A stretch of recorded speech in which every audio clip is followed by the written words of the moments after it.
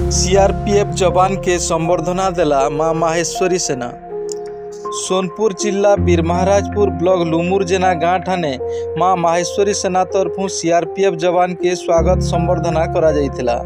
Central arm police force रे CRPF जवान भावे जोग देइथिबार आमर मां माहेश्वरी सेनार सदस्य लुमुरजेना गाँव आमर डुमाल जातिर जगन्नाथ महाकुर और पूजाराणी महाकुर सुपुत्र दीपक महाकुर को मां माहेश्वरी सेना तरफु उपढौकन और फोटो देकर संबर्धित करा जाइथिला।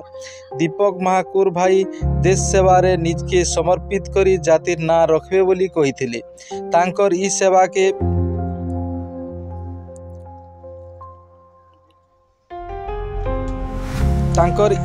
के समर्पित करी जातिर ना रखबे बोली कहिथिले। तांकर ई सेवा मनोभाव आयबा दिने आर भी बहुत रे भाई मान को देश सेवा करबार लगी प्रेरणा देवार संगे बहुत जनकर से आदर्श हो पारबे।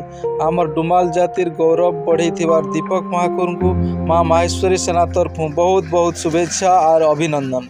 मां माहेश्वरी भाई के सबुदिने तार छयरा करी रखिथौ। जय मां माहेश्वरी सेना।